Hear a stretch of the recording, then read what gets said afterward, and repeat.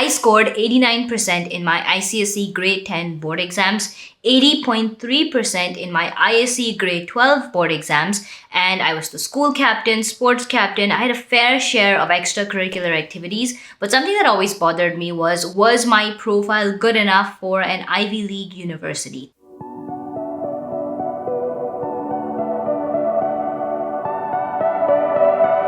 We're here with a fresh start to 2022, and I hope you guys had a fantastic winter and New Year break. But in this video, we're going to talk all about Ivy Leagues. The world's most prestigious Ivy Leagues include Brown, Columbia, Cornell, Dartmouth, Harvard, UPenn, Princeton, and Yale. And did you know that these were originally a part of an athletic conference in 1954 when all 8 of these universities came together? But essentially, since then, they have grown to become the definition of world-class education, simply for the fact that you have the best quality of education, leading professors that have made a significant impact in their field of study. You have the most cutting edge and most innovative technology that you can be a part of. You can learn from mentors. Now, with all of that in mind, it's no surprise that over 500,000 students each year apply to all the Ivy Leagues combined.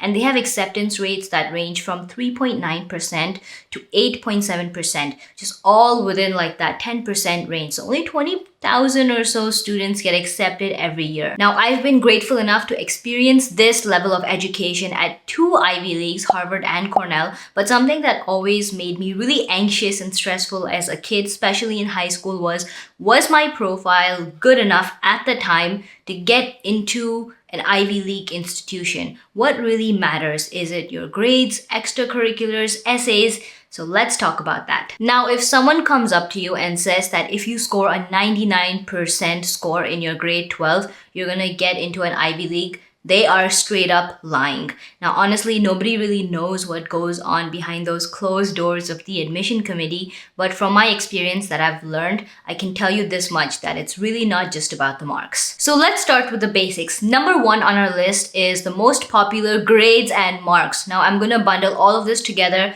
which includes your 10th standard, 12th grade marks, your competitive exam marks, which includes SAT, ACT, GRE, TOEFL, all that together. Now, of course, it's important that you score and have a good grade in your, transcripts and whatever you're submitting. But this isn't the only scenario. If you honestly think about it, 2 students can have the same marks, but what are they going to do apart from that sets them apart and makes them different? So yes, marks are definitely important. You can't, get by saying that, well, I failed a couple classes, but I really did well here. So that doesn't really compensate for the marks. Only, about 300 to 500 students score a 1600 on the SAT. It's definitely competitive, and you need to spend time, and it really shows your aptitude, rational, critical thinking, analytical, skills. And you need to keep in mind that the rest of the application matters as well. So I'm going to put an average list that I prepared of just rough numbers and scores that each Ivy League institution is looking out for. This is in no way a cutoff or threshold. So, don't come back saying that, well, I had these marks, but I didn't get in. This is just one part and the first variable that we're talking about. Now, if you take me, for example, I scored, in the low 300s in my GRE, but I still got in. This is because I paid equal attention to different parts of the application that we'll move on to next. Now, all of these competitive exams like the ACT, SAT, GRE, even some English proficiency tests are optional at the moment because of the situation that we're all in, but you really can't rely on that. So, be prepared for universities to put that requirement back in as a necessity anytime. So apart from the marks, grades, and competitive test scores, what are universities actually looking for? What does a wholesome profile look like? Now, this is where I'd like to introduce you guys to UniPortal, which is a fantastic platform where you can actually see what the profiles of students look like, all the way from their extracurricular activities, their essays, the Common App essays, supplemental essays, their honors and achievements, resumes. What did they submit to a specific college, whether it's the Ivy Leagues, the UCs, or state universities, within reach, safety colleges, all this stuff. Now, UniPortal is a fantastic platform where you can access all of this information and see what a successful student profile actually looks like.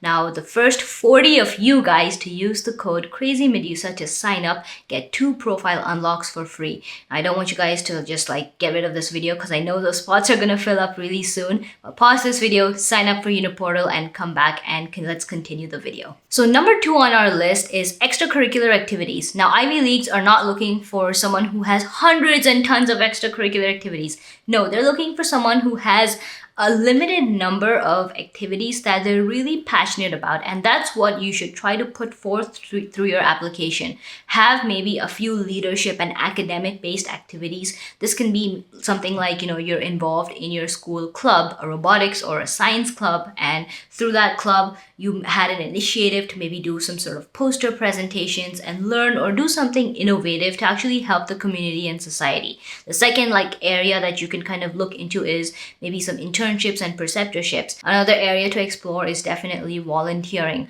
What are you doing to give back to your community? Volunteering services can be in the form of whatever you're really passionate about, whether it's animals or NGOs or helping someone in need. And the last part, not to forget, is cultural and maybe some sports activities. Now, me, depending on my interest, I didn't really have a ton of cultural activities, but I was so involved in sports. A lot of you guys don't know this, but I was like a pro tennis player, guys, and even a pro basketball player. I know it doesn't seem like it much because I really didn't take it forward. I could have if I wanted to, but I'm like, nah, I just want to do biomedical engineering. But having a concise list of something that you're really passionate about and you can really speak to tells them about what kind of a person you are outside of academics. A lot of people reach out to me through Instagram DMs and they're like, well, I'm really passionate and I did this stuff, but I don't have a certificate to prove it.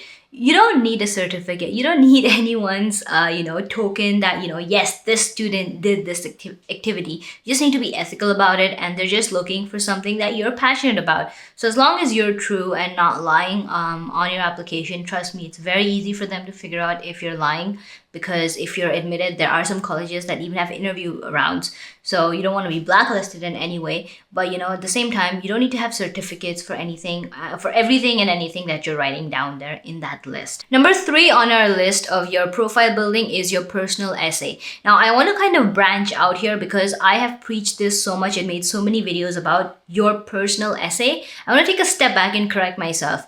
There can be multiple essays, guys. This is not making things easier, I know. But something that you need to realize is that your chance to convince the admission committee outside of things that are just things that you can change. I feel like things that you can change include your grades, your extracurriculars. At one point, you really can't do much about what's there. But something that you can use are your words, your personal essay. If you're applying to graduate positions, there may be an academic SOP. There is a chance for you to demonstrate your financial needs through a financial request essay. You have your supplemental essays where colleges want to know why you would like to choose them, what you want to do when you come there, how are you going to contribute to the diversity of this university. There are so many essays, and this is not something that you need to be pulling a one-nighter on, because essays can really impact your application. It's words that you're writing. It's going to be different from every single person. No two essays can be the same. And this is what I was talking about in the beginning of the video, that two people can have the same marks, but their essays are what sets them apart. And I have a couple videos on the channel about, specifically about essays. So I'm not going to go too much into the detail there. But if any of you guys are seeking my personal help one-on-one, feel free to reach out to me through the mentorship program. The link to sign up for that is also going to be in the description below, so check that out. Now, the last bit I want to talk about here is don't try to fit into any mold. Don't try to look for what the Ivy League is trying to look for and then try to shape yourself into that profile. That's never going to help. What makes you unique and different from someone else is the fact that you kind of put forth your own views and opinions, and that's what Ivy Leagues are looking for. So to answer the question that we started with initially in this video, is my profile good enough? Yes, I would say yes to every single person watching this video. No matter what marks you have, no matter where you are at this point, improve upon yourself. If you have low grades, kind of see how you can combat those. Maybe do some additional courses, or if you feel like you don't have activities enough, go out and do them. Nobody's stopping you. Is someone going to say that, hey, I don't want you to learn? Like, literally nobody's going to say that. Get experience, internship experience. Your profile is good enough. Now, the only thing that matters at this point is how much of work are you willing to put into your profile from this point onwards. That's what's going to affect the decision of whether you get into an Ivy League or not. Now, the last bit that I want to end this video with is the fact that don't put all your eggs in one basket. Please, please, please don't apply to just the 8 Ivy Leagues. That is not a smart decision, no matter how good your profile is. Have a good spectrum of colleges that you're applying to. They should range from dream universities to within reach to safety colleges. This is because, like I said, nobody knows what's going on behind those closed doors and what the admission committee is kind of going on with the applications that they have at hand. So you need to have a good option list. Maybe there is a lesser university than the Ivy League that's giving you better options and giving you more funding, scholarships, and opportunities than an Ivy League itself. So you should have the option to choose. And with that in mind, if you're watching till this very point, thank you so much for sticking around. The 50,000 giveaway question for this video is going to be, what do you consider your strengths in your profile? I want to make the comment section blow out of proportion with motivation and inspiration. So I want you to tell me what you consider your strength. It can be maybe an extracurricular activity that you're really good about. If you're like a national level tennis player, tell me about it. If you have a really strong test taking aptitude, I want to know about it. If you can do some multitasking creative things, drop those in the comments below. Let's see what kind of students we're dealing with here, and let's push one another to do better this year. And I think this is like the right way to start the video off. So if you're watching till this point, smash that subscribe button and definitely smash the like button. Please, let's keep the YouTube algorithm gods happy. And I'll see you guys in the next video. Take care. Bye.